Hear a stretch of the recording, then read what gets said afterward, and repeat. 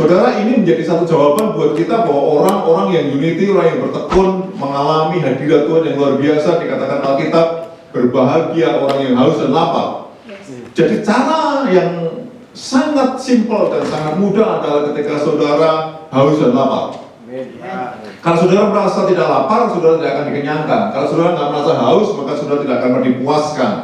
Karena itu adalah hukum daripada alam yang memang mengatakan hal demikian. Kalau sudah lapar ya sudah akan dikenyangkan. Oleh sebab itu ketika 120 murid pada saat itu berkumpul di loteng dan mereka bertekun sehati, mereka berdoa, maka tiba-tiba dalam Kisah Rasul pasal kedua di sana dikatakan bahwa ada api yang berupa lidah. Oke, saudara tahu dan saudara paham bahwa hal itu adalah cerita firman Tuhan yang bukan khayalan tetapi nyata pada zaman itu. Dan apakah bisa lagi timbul pada saat ini? Sangat bisa. Sehingga bukan berarti bahwa Pentakosta hanya terjadi 2000 tahun yang lalu dan hari ini tidak pernah ada lagi. Enggak. Pencurahan Roh Kudus selalu ada, dicurahkan bagi setiap orang yang mempunyai wadah di dalam dirinya. Setiap, saudara tahu air itu akan mengalir di tempat yang rendah. Di tempat yang rendah. Kalau saudara meninggi, maka saudara tidak mungkin akan dialiri air itu. Kalau hati saudara ini tinggi, maka air tidak pernah mengalir dalam hidup saudara, dalam hati saudara. Maka harus merendahkan hati kita, merendahkan diri kita. Di mana? Di dalam hadirat Tuhan. Sudah siap? Siap. Ya. Oke. Berarti yang akan saya katakan buat saudara, seharusnya saudara mengerti bahwa ketika saudara mulai haus, lapar, maka siap-siaplah saudara akan dipuaskan dan saudara akan mengalami lawatan Tuhan. Amin. Bagi orang yang percaya, apa itu lawatan Tuhan? Lawatan Tuhan, apa sih yang membuat kita ini perlu dilawat Tuhan? Apa yang membuat saudara ini penting untuk mendapatkan pencurahan Roh Kudus? Mari kita lihat yang pertama.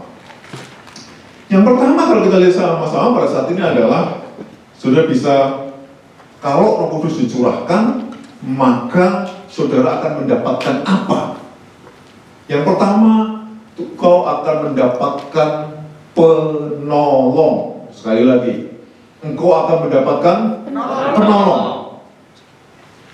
Yohanes 14 ayat 16 dikatakan bahwa aku akan minta kepada Bapa dan ia akan memberikan kepadamu seorang penolong yang lain supaya ia menyertai kamu apa?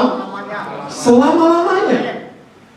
Alkitab dikatakan bahwa kalau Roh Kudus dicurahkan maka engkau sama mendapatkan penolong. Apa itu penolong? Tidak ada satupun di antara saudara yang tidak suka ditolong. Benar nggak? Ya. Kalau setiap kita kesusahan, kita butuh pertolongan. Ya. Kita butuh bantuan. Dan Roh Kuduslah yang akan membantu saudara dalam kelemahan-kelemahan saudara. Membantu apa? Banyak sekali dalam hal doa. Kita kan kalau berdoa kita nggak sempurna, kita disempurnakan dengan Roh Kudus. Ya. Itu di dalam Roma pasal 8. Di dalam hal apa? Di dalam saudara kebutuhan hidup saudara, dalam hikmat Tuhan. Saudara akan ditolong Tuhan ketika saudara buka hati. Jangan lupa saat pertama tadi, haus dan lapar. Ketika saudara mulai haus dan lapar, maka saudara akan dipenuhi yang namanya pertolongan dari Tuhan. Maka penolong ini penting buat kita. Sekarang apa dampaknya kalau kita mendapatkan surah penolong? Dampak yang pertama, kalau saudara lihat di sini, adalah saudara akan mengalami yang namanya tidak takut atau khawatir. Saudara, tidak ada di dunia ini orang yang tidak pernah takut, tidak pernah khawatir. Semuanya, setiap saudara pasti pernah takut dan pernah khawatir. Dampak penolong adalah saudara akan membuat hidup saudara akan semakin berani melangkah ke depan sehingga tidak takut, tidak khawatir. Saya masih ingat di dalam firman Tuhan ada banyak hal, misalnya Petrus ketika dia mengalami kuasa Tuhan, lawatan Tuhan, dia nggak takut lagi, dia nggak khawatir lagi akan kehidupannya. Saudara masih ingat ketika Petrus harus naik ke mimbar pada saat itu di loteng dan orang mengatakan mabuk anggur, Petrus berkhotbah di sana. Dia nggak gentar lagi, nggak takut lagi, nggak khawatir lagi. Kenapa? Karena ada seorang penolong yang memang sudah mengurapi Petrus, dicurahkan dalam diri Petrus. Dan yang terjadi adalah ledakan-ledakan yang luar biasa. Maka ketika saudara mulai mendapatkan pencurahan Roh Kudus, jangan lupa penolong masuk dari saudara, dan saudara tidak perlu takut ataupun khawatir. Mari kita lihat dampak yang kedua. Kalau saudara lihat dampak yang kedua adalah saudara punya pengharapan. Kenapa? Kalau ada pertolongan berarti ada harapan. Saudara kalau membutuhkan seorang pertolongan, misalnya saudara di shelter atau saudara membutuhkan pertolongan di mana, kalau uang ya di bank, kalau saudara pertolongan dalam hal pekerjaan, ada orang-orang yang memang berkecimpung di sana, maka ketika saudara mulai bertemu dengan seorang penolong, maka apa yang terjadi dalam otak kamu ada harapan. Ada harapan untuk ditolong. Nah ini fungsi daripada bagaimana kita ini mendapatkan pencurahan Roh Kudus, sehingga penolong itu akan membuat kita selalu ada harapan. Sekali lagi, selalu ada harapan. Selagi ada Tuhan, selalu ada harapan. Selagi ada Roh Kudus, selalu ada harapan. Selalu ada harapan. Tidak ada yang lain. Makanya saya bilang sama saudara, ketika hari ini kita memperingati pencurahan Roh Kudus, jangan lupa, kalau saudara putus pengharapan, penolong harus saudara terima, sehingga saudara tidak putus pengharapan. Dan harapan itu harus selalu ada dalam kehidupan saudara. Oke. Yang ketiga, dampak yang ketiga adalah mengalami ketidakmustahilan. Saudara akan mengalami berbagai macam hal-hal yang mustahil jadi tidak mustahil. Kenapa? Penolong ini yang akan membantu saudara. Contoh, kalau saudara mengalami sesuatu hal yang memang rumit tidak bisa diputuskan, kalau A ibu mati, kalau pilih B bapak mati misalnya, seolah-olah tidak ada pilihan yang lain. Penolong inilah, yaitu Roh Kudus, ini yang akan membuat saudara yang mustahil jadi tidak mustahil. Berarti kan luar biasa seharusnya orang Kristen itu yang percaya sama Tuhan. Jadi seharusnya setiap saudara mempunyai satu kehalusan dan kelaparan yang luar biasa di hadapan Tuhan. Apalagi selalu kita berkata bahwa hari-hari menjelang akhir zaman, bahwa end time, hari ini lembaran buku yang akhir kalau saudara baca, maka saudara harus lebih kuat lagi, harus meminta penolong itu masuk dalam kehidupan saudara. Untuk apa? Berjalan bersama dengan dia, supaya saudara mengalami yang namanya ketidakmustahilan. Amin. Amin. Saudara mengalami ketidakmustahilan. Dan saya pengen saudara itu mengalami ketidakmustahilan juga. Kalau kita baca dalam kisah para rasul, ada banyak hal. Bahkan Petrus ketika pengurapan terjadi pasal yang ketiga, di sana ada seorang yang lumpuh. Masih ingat ya, diserambi, kemudian dia yang minta-minta. Ketika minta-minta, dia lihat Petrus, apa yang dikatakan di dalam Alkitab buat orang lumpuh tadi. Dia mengharapkan sesuatu. Apa yang diharapkan sama orang lumpuh? Bukan kesembuhan, tetapi uang, materi. Hari-hari ini juga sama, ada banyak orang yang pada hakikatnya esensinya adalah kesembuhan, yaitu kesembuhan rohani. Tetapi dia memilih uang daripada kesembuhan rohani. Dia memilih uang daripada hidupnya bersama dengan Tuhan. Maka Petrus berkata bahwa emas perak tidak aku punya, tetapi yang aku punya adalah demi nama Yesus. Berjalanlah engkau. Apa yang terjadi? Kaget. Semua orang jadi kaget. Dan ini bicara soal ketidakmustahilan terjadi. Amin. Sehingga yang terjadi ketika Petrus berkata emas perak dan aku punya, yang terjadi adalah orang lumpuh berjalan. Padahal diizinkan Tuhan ada di situ setiap kali. Apakah ketika Tuhan Yesus ada, dia ada enggak di situ? Kalau sudah lihat sejarahnya, ketika Yesus ada, masih ada di bumi, sebelum dia naik ke surga, dia pengemis ini sudah dengan apa? Sejak dia lahir, dia digotong hanya untuk meminta-minta di situ. Berarti itu udah lama banget nih orang ini. Ya. Tapi kenapa kok nggak disembuhkan Yesus pada saat itu? Oke. Ini bicara soal apa? Kesempatan supaya ada murid-muridnya yang membuat ledakan-ledakan sehingga nama Tuhan dipermuliakan. Ada penolong yang lain. Dan melalui Petrus, orang ini disembuhkan Tuhan dan berjalan. Ini hal yang penting buat setiap saudara untuk menerima penolong yang lain, yaitu Roh Kudus yang luar biasa itu. Jadi saudara jangan remehkan Roh Kudus. Saudara harus tetap minta dan haus akan Tuhan. Mari kita lihat, kalau saudara menerima pencurahan Roh Kudus, saudara juga akan menerima yang namanya adalah kuasa.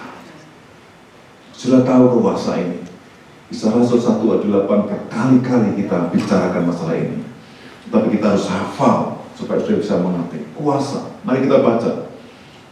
Kisah Rasul 1:8. Tetapi kamu akan menerima kuasa kalau Roh Kudus turun ke atas kamu, dan kamu akan menjadi saksi di Yerusalem dan di seluruh Yudea dan Samaria dan sampai ayat ini hanya apa ya? Selalu kita baca, tapi apakah saudara sudah menerima hal yang namanya kuasa tadi? Yang pertama, Roh Kudus dicurahkan berarti kamu akan menjadi penolong. Yang kedua, engkau menerima kuasa. Apa ini kuasa? Kalau kita bicara tentang kuasa, siapa di antara saudara yang tidak pengen berkuasa? Orang pada jatuh gara-gara ingin kuasa. Saya masih ingat ketika pada waktu itu Paulus dia berjalan, kemudian ada orang namanya Simon, dia pengen kuasa seperti Paulus. Dia bahkan memberikan uangnya untuk membeli kuasa. Dan hari-hari ini, bahkan dulu-dulu juga sama. Orang pengen berkuasa di pemerintah, orang pengen berkuasa di dalam gereja, orang pengen berkuasa di mana-mana, di pabrik saudara, bahkan pengen itu dengan cara apapun juga. Tetapi dengar baik-baik, kuasa diberikan ketika saudara menerima Roh Kudus. Kuasa diberikan ketika saudara membuka hati saudara dan menerima Roh Kudus. Apa sih dampaknya kalau kita menerima kuasa? Dampak yang pertama, kalau kita menerima yang namanya kuasa, kuasa itu sama dengan dunamos, dunamis, atau dinamit. Akhir daripada ceritanya, daripada dunamos, dunamis itu. Apa itu? Saudara akan punya keberanian untuk bersaksi. Makanya dikatakan Alkitab, ketika Roh Kudus turun ke atas kamu, maka kamu akan menjadi saksiku. Kalimat saksiku berarti memang nama Yesus yang harus dipermuliakan. Sehingga terjadi ketika saudara mulai bersaksi, itu ada yang namanya kuasa, ada yang namanya ledakan-ledakan. Maka perlu yang namanya keberanian, jadi berani. Saudara, kenapa sih berani kok penting? Wahyu itu berkata gini, seorang penakut nggak masuk surga. Pernah baca ya? Kalau saudara penakut nggak masuk surga, maka kita dibutuhkan berani. Bagaimana supaya berani? Terima Roh Kudus. Bagaimana terima? Haus dan lapar. Supaya saudara bisa mengerti itu. Maka sekali lagi ketika saudara mulai memberanikan karena Roh Kudus dalam diri saudara, bersaksi dimanapun kau berada. Kenapa kita harus bersaksi? Karena keselamatan bukan hanya untuk kamu saja, keselamatan untuk semua orang, maka kita butuh bersaksi. Dan ketika Yesus mau datang kedua kali, maka Injil Kerajaan harus diberitakan kepada seluruh dunia, kata Alkitab, Matius 24, sehingga ketika Injil diberitakan, Yesus datang kedua kali. Mengapa ini datang kedua kali? Jemput saudara. Amin. Dibawa kemana kamu harus jemput? Surga. Dibawa ke rumahnya. Loh, saudara kan sekarang bangun rumah kan mati-matian toh? Ya kan dengan sekuat tenaga kan hanya untuk membangun rumah kan? Kamu dibangunkan di surga. Kalau di sini kamu belum bangun dari tidurmu, nanti kamu kan dibangunkan di sana di surga. Anggap ya? Maka ketika saudara mulai dibangunkan, yang terjadi adalah saudara akan mengalami yang namanya hal yang dahsyat. Saya sangat rindu, saudara, ini bukan rumahmu. Dunia ini bukan rumah saudara. Rumah saudara itu nanti surga. Saudara jangan suka mengingini hanya di bumi saja. Rugi saudara. Saudara senang di bumi, tapi kalau saudara susah, ketika saudara mati dan tidak ke surga, itu kekekalan mengerikan akan terjadi. Maka bagi setiap saudara yang dengar hari ini, kita percaya kalau kita bersaksi, berarti kepada banyak orang engkau akan menerima keberanian yang namanya kuasa. Yang kedua, dampak daripada kuasa adalah, saudara, dikatakan di sana, menang terhadap musuh. Kalimat menang terhadap musuh, musuhnya kita siapa? Alkitab berkata bahwa musuh kita bukan darah dan daging. Musuh kita bukan darah dan daging. Jelas. Artinya berarti setiap saudara harus mengalami yang namanya kemenangan untuk apa? Menghadapi musuh. Kalau bukan darah dan daging berarti kelihatan nggak? Tidak. Nggak kelihatan. Kalau nggak kelihatan berarti senjata kita kelihatan atau nggak kelihatan? Nggak kelihatan. Kalau senjatamu kelihatan, musuhmu nggak kelihatan, kamu mau ngapain coba? Kenapa ada orang berkelahi satu sama lainnya? Karena dia pikir musuh kita adalah darah dan daging. Kenapa ada orang cekcok satu dan lainnya, bertengkar dengan yang lainnya? Karena dia pikir musuhnya adalah darah dan daging. Maka senjatanya juga senjata darah dan daging. Maka setan sangat suka mengadu domba. Supaya apa? Supaya berantakan semua manusia. Tetapi puji Tuhan hari ini kalau kau menerima pewahyuan dari Tuhan bahwa ketika kuasa dinyatakan dalam hidup saudara, musuh saudara itu bukan darah daging. Saudara, senjata saudara itu bukan senjata darah daging yang tidak kelihatan, namanya Roh Kudus dalam hidup saudara. Maka ketika saudara menerima Roh Kudus, saudara menerima kuasa untuk apa? Mengalahkan setan. Untuk mengalahkan pembunuh darah. Sehingga keberanian untuk menentang setan, keberanian untuk mengalahkan kekuatan musuh yang besar dan dahsyat tadi. Pada dasar manusia itu kalah sama setan.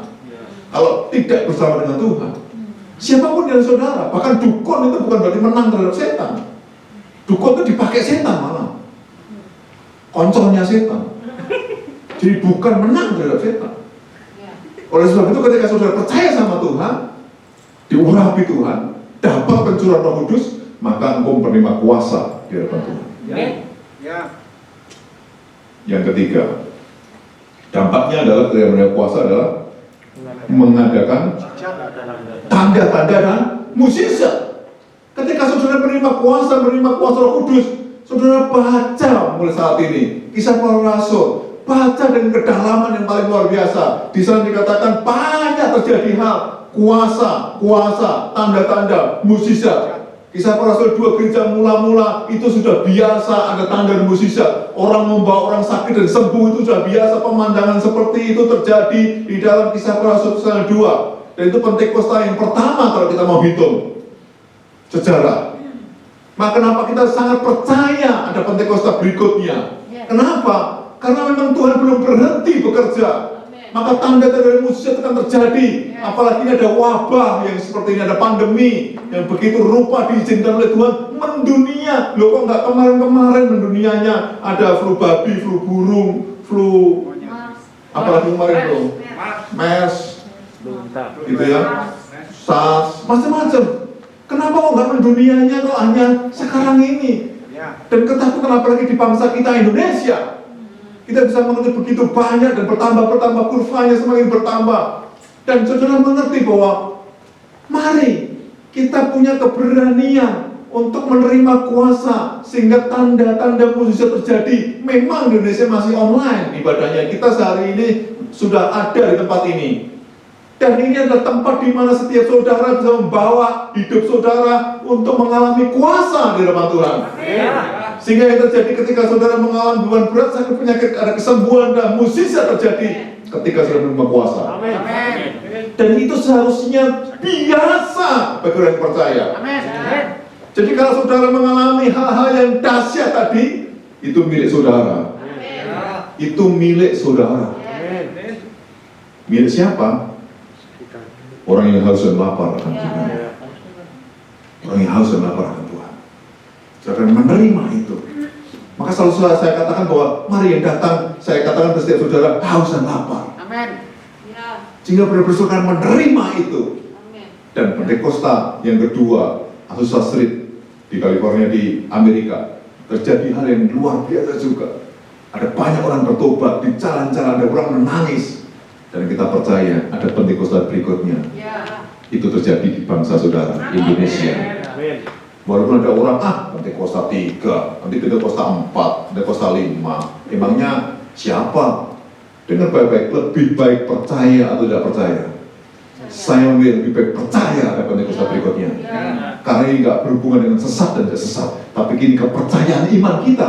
Sebelum Yesus datang kedua kali, Tuhan akan membangkitkan anak-anak muda.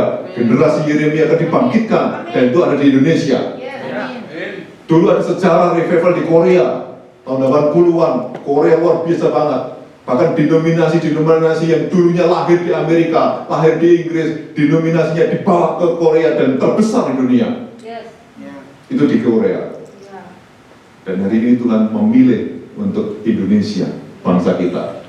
Walaupun kita ada di Korea, kita tahu kita juga punya kuasa untuk berdoa buat bangsa kita Indonesia. Dampak yang keempat adalah saudara bisa memerintah bersama dengan Tuhan. Kalau saudara punya kuasa, kamu bisa memerintah. Hai. Kalian mau memerintah itu bicara masalah. Ayo, jangan tidur, bangun. Kita bisa perintah supaya saudara bisa tenang.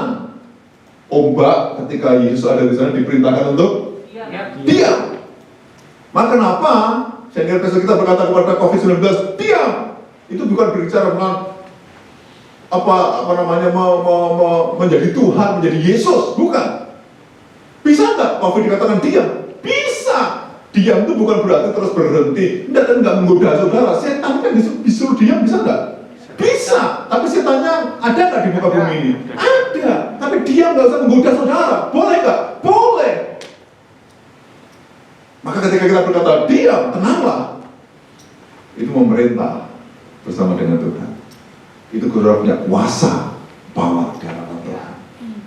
Sehingga ketika saudara dicurahkan Roh Kudus, maka ada power yang luar biasa yang akan terjadi dalam setiap hidup saudara. Dan yang berikutnya adalah saudara akan menerima jaminan. Ketika Roh Kudus dicurahkan, yang pertama tadi adalah menerima penolong. Yang kedua adalah menerima kuasa. Yang ketiga adalah menerima jaminan. Oke. Saudara bisa lihat ketika saudara menerima jaminan, apa jaminan ini apa? Mari kita lihat 2 Korintus pasal yang pertama ayat 22 dikatakan memeteraikan tanda miliknya atas kita dan yang memberikan apa? Roh Kudus di dalam hati kita sebagai jaminan dari semua yang telah disediakan oleh kita. Jadi kalau Tuhan berjanji, ini loh Roh Kudus tak kasih buat kamu, ini jaminannya. Loh, jaminannya Dia sendiri. Roh Kudus itu Tuhan. Sekarang apakah saudara tidak mengalami kebanggaan tersendiri karena ada jaminannya adalah Yesus, jaminan Roh Kudus dengan saudara? Semua janji di dalam Alkitab, engkau akan naik bukan turun, engkau akan diberkati Tuhan, engkau akan berkemenangan, engkau terima kuasa, engkau akan menerima penolong. Itu jaminannya siapa? Roh Kudus. Sehingga ketika saudara ada di dalam hidup saudara dan saudara mulai mengalami hal yang namanya mendukakan, memadamkan, maka jaminannya itu mulai tidak bekerja secara penuh maksimal dengan saudara. Maka kenapa ada Pentakosta pertama ketika ada di dalam Yerusalem, kemudian kalau saudara baca dalam Alkitab, Roh Kudus dicurahkan kembali di zaman-zaman Kisah Para Rasul, zamannya Kornelius, zamannya Paulus, di sana dicurahkan kembali kuasa Roh Kudus, sehingga yang terjadi adalah tanda pertama baptisan Roh Kudus adalah berbahasa roh, sehingga ketika saudara dibaptis Roh Kudus, menerima kuasa Roh Kudus, saudara mulai berbahasa roh di hadapan Tuhan. Nah, hal inilah yang penting buat kita, sehingga saudara ada jaminan ketika saudara mengharapkan pertolongan janji Tuhan yang lainnya. Jaminannya adalah Roh Kudus. Apa dampaknya kalau kita menerima jaminan? Dampak yang pertama adalah hidup benar. Kalau saudara ada Roh Kudus dalam hidup saudara, jaminannya berarti saudara itu merasa hidup benar. Apa itu hidup benar? Hidup benar adalah hidup di dalam kebenaran yang memerdekakan. Hidup benar berarti sesuai dengan kehendak firman Tuhan. Hidup benar bukan berarti sesuai dengan koridor-koridor duniawi. Sekarang ada banyak gereja, apalagi yang ada di Indonesia dan di Amerika. Karena Amerika kan sekarang COVID-nya paling tinggi. Mereka mulai mendefinisikan gereja tadi bukan lagi gedung. Saudara tahu bahwa gedung-gedung gereja itu megah-megahnya minta ampun termasuk gedung-gedung seperti ini. Saudara lihat di mana saja ada gedung-gedung gereja, memang ada gedung-gedung yang reok-reok juga ada. Tetapi kalau kita lihat banyak sekarang mereka berkata begini, nggak ada gunanya ketika ada COVID. Gedung gereja bukan bicara masalah musik yang bagus. Gedung gereja bukan bicara masalah kursi yang kamu buat duduk ini. Gedung gereja bukan bicara soal LED, LCD ataupun TV yang besar banget untuk menampung banyak hal. Gereja bicara soal persekutuan saudara dengan Tuhan, persekutuan kita dengan sesama kita. Itu disebut gereja. Dimanapun kau berada. Maka kenapa kita ke gereja harus bersekutu dan bersekutu dengan Tuhan? Artinya berarti apa? Artinya kalau saudara menyatakan menerima kuasa Roh Kudus, maka kebenaran itu akan muncul dalam otak saudara. Ah, yang benar ini nih. Ah, saya mendengar firman Tuhan benernya ini nih. Ah, itu udah ada diajari sama Roh Kudus. Etikanya itu diajari sama Roh Kudus. Itu namanya hikmat yang ada dari saudara. Mana nih? Kalau gini salah atau enggak ya? Oh, kalau gini ini mendukakan orang lain, membuat sandungan orang lain atau enggak ya? Ini benar-benar ada dalam hidup saudara. Saudara kayak digerakkan oleh Roh Kudus. Oh, janganlah kalau begini. Oh, kalau seperti ini mengganggu. Oh, kalau seperti ini enggak ada gunanya. Itu yang namanya hidup benar yang akan membuat hidup saudara menjadi lurus bersama dengan Tuhan. Tetapi kalau tidak ada Roh Kudus, gimana kira-kira kebenaran pribadi yang akan muncul? Bagi saya ini benar, kamu nggak mau terima ya, aku kayak gini nih. Ada banyak orang seperti itu bukan? Dipikir kayak gitu itu benar. Kalau kamu mau menerima aku ya aku kayak gini nih. Kalau nggak mau terima ya sudah, silakan pergi. Aku apa adanya dong. Tidak, kelihatannya bagus bukan kalimatnya.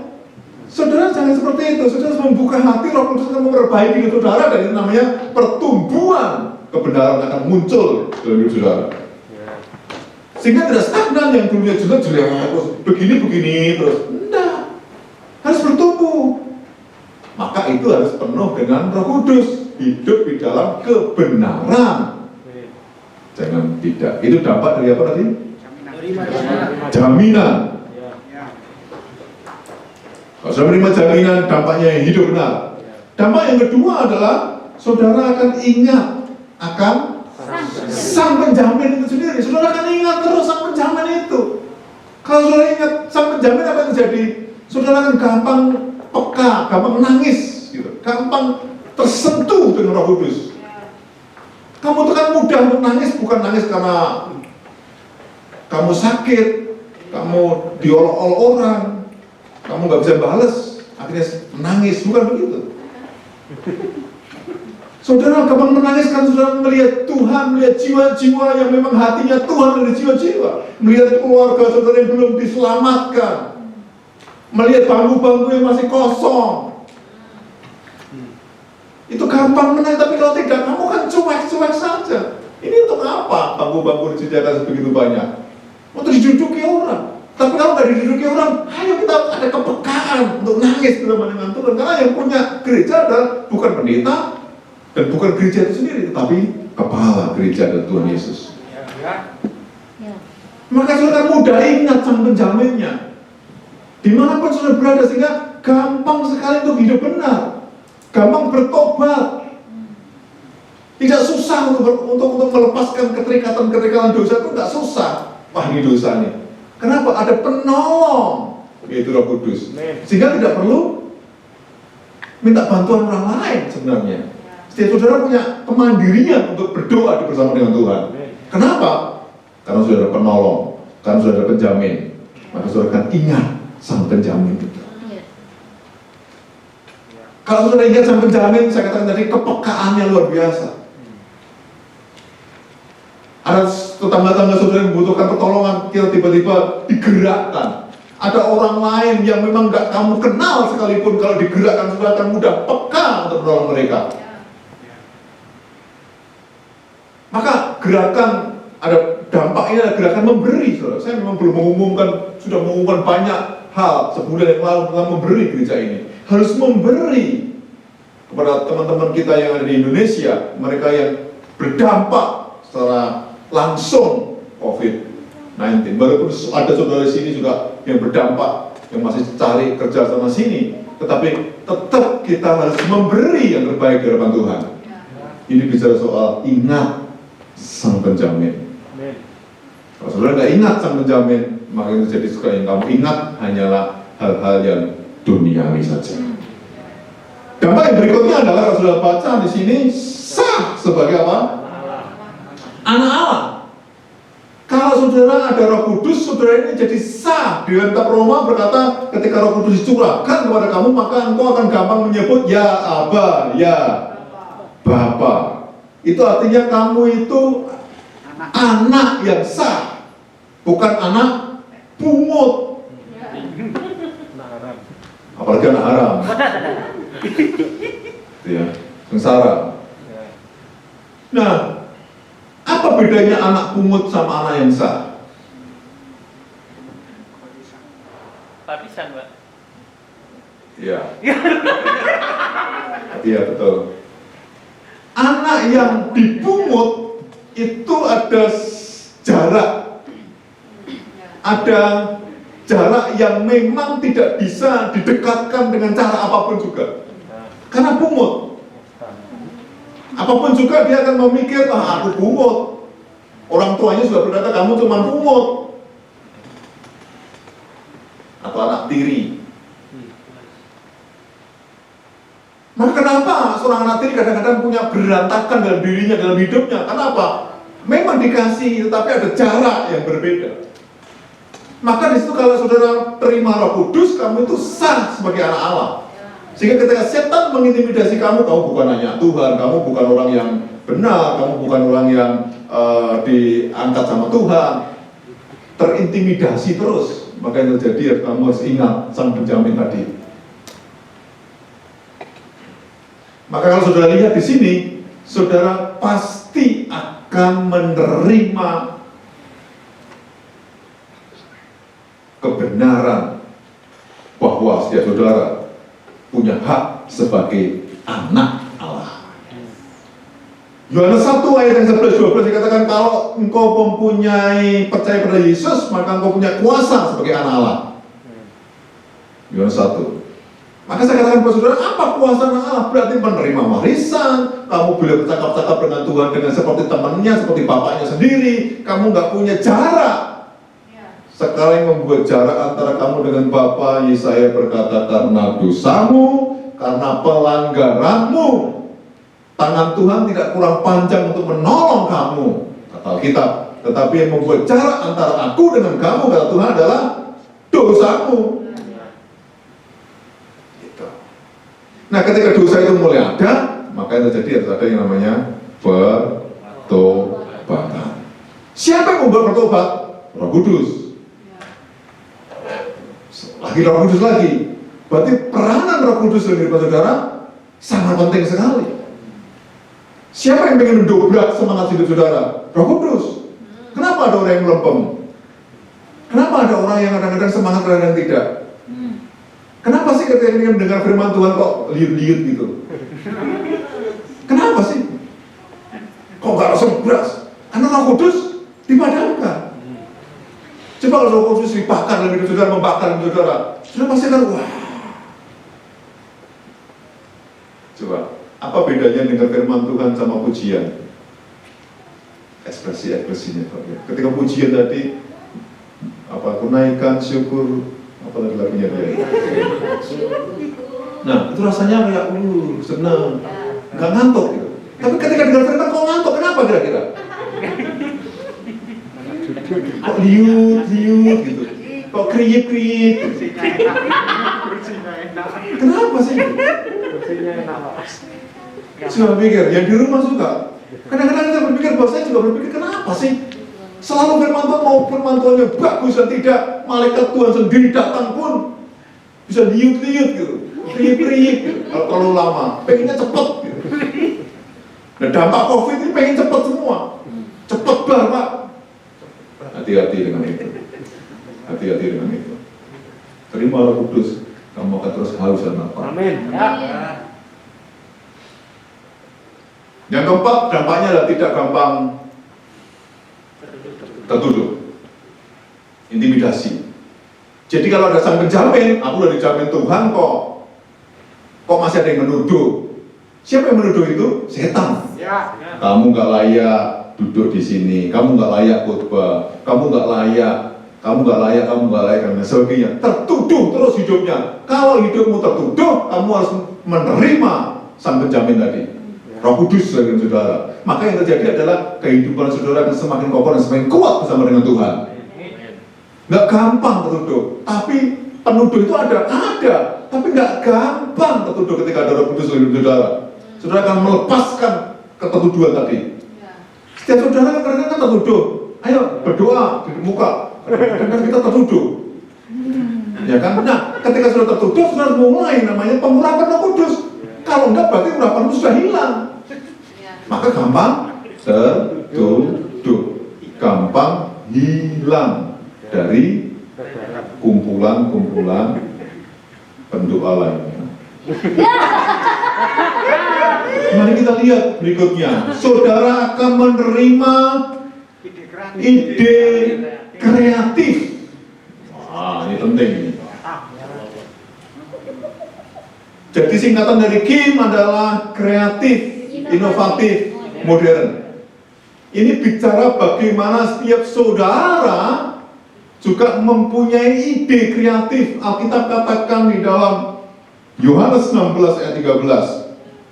Tetapi apabila ia datang, yaitu Roh kebenaran, ia akan memimpin kamu ke dalam seluruh kebenaran, sebab ia tidak akan berkata-kata dan dari dirinya sendiri, tetapi segala sesuatu yang didengarnya itulah yang akan dikatakannya. Yang merah bersama-sama 2, 3. Dan ia akan memberitakan kepadamu hal-hal yang akan datang. Hal-hal yang akan datang ini adalah pekerjaan Roh Kudus. Besok kamu mau apa? Ini akan timbul yang namanya ide kreatif. Ada banyak akibat pandemi COVID-19 ini. Ada orang yang kreatif buat konten YouTube jadi kreatif. Orang yang tadinya nggak bisa solder nyanyi sendiri di rumah. Saudara membuat konten-konten yang kreatif yang tentunya harus memuliakan nama Tuhan. Dan itu bukti kalau Roh Kudus juga berdampak dalam hidup saudara. Ada banyak orang yang gimana ya caranya supaya di tengah-tengah dampak COVID ini tetap bekerja, tetap mendapatkan berkat-berkat Tuhan dan memberkati banyak orang. Ada ide kreatif dalam dirinya, buat A, buat B, buat C. Kenapa Zoom-nya Google ini, kok banyak sekali yang ikut, tapi ada juga yang takut, masih lucu. Wah, nanti kesedot nih. Padahal ya kesedot zombie. Jadi masih ada hoax yang masih ketakutan. Ada. Diajak, Zoom yuk. Enggak nanti ada banyak orang yang kesedot kita dijual kemana-mana. Sampai banyak. Kenapa? Mereka punya ide kreatif membuat itu dan meledak gitu harga-harganya, meledak gitu yang namanya kekayaan Zoom. Padahal dulunya siapa yang kenal Zoom? Kita kenalnya kan cuma Messenger, WhatsApp, ya kan? Zoom itu nggak laku. Tapi ketika dampak ini ada yang namanya kemajuan teknologi di mana-mana pakai sekarang. Hanya orang-orang yang tadi saya katakan yang nggak mau pakai. Nah, ide kreatif dibutuhkan untuk kita semua. Kenapa kok harus kreatif, saudara? Kenapa Roh Kudus kok kreatif? Roh Kudus itu pasti kreatif. Kalau nggak kreatif bukan Roh Kudus. Jadi setiap saudara ketika hari ini membuat sesuatu hal yang orang lain sudah banyak buat, maka ada ide-ide yang memang Tuhan munculkan dalam pikiran saudara. Wah, buat ini, buat ini, buat ini. Kalau saudara salon potong rambut yang begini, modelnya kayak gini, dibuat. Jangan begitu, terus saya kenal sama kamu ada yang gitu, terus pakai baret terus. Kepalanya. Gimana pikir? Model, ide kreatif. Kalau saudara salon penyalon ya, atau saudara punya desain baju, terus juga ada ide kreatif seperti apa? Tuhan kasih, itu Roh Kudus itu. Tidak melulu dia kreatif itu harus di gereja, gimana ya cara. Memang di gereja ya ada kreatif, tapi di dalam pekerjaan-pekerjaan saudara ada ide-ide kreatif. Iya, dari Roh Kudus. Tentunya Yesus yang dipermuliakan. Amin. Karena Roh Kudus ada karena Yesus dipermuliakan. Ya. Dan saya rindu buat saudara, apapun yang saudara kerjakan, ada ide kreatif hari-hari ini. Dimanapun, walaupun saudara menabur di Indonesia, ada ide kreatif di sana. Sekarang sekolah-sekolah tutup, virtual semua, ada ide kreatif dari Mas Menteri kalau di Indonesia. Jadi ada kreatifnya seperti apa? Dia buat sesuatu hal. Berarti Pak Roh Kudus juga bekerja buat orang yang percaya Tuhan dong. Maka ikut Zoom supaya sudah tahu jawabannya seperti apa. Oke. Dampaknya sekarang. Dampaknya. Nah, dampak kalau sudah menerima ide kreatif adalah saudara akan tetap berkarya bagi kemuliaannya. Tetap berkarya.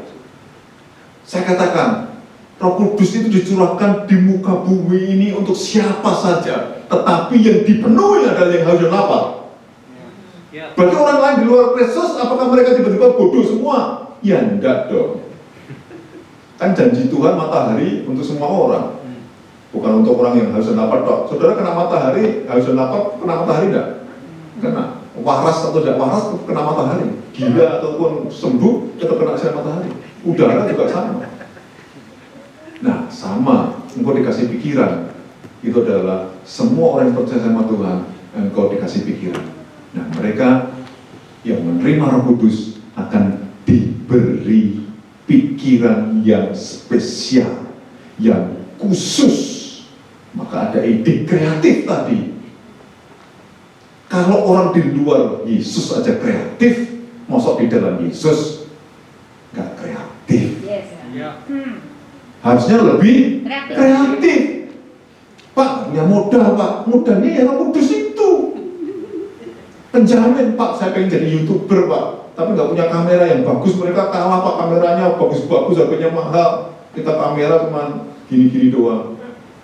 Modalnya ya Roh Kudus itu. Orang pakai HP aja orang bisa kreatif kok. Enak.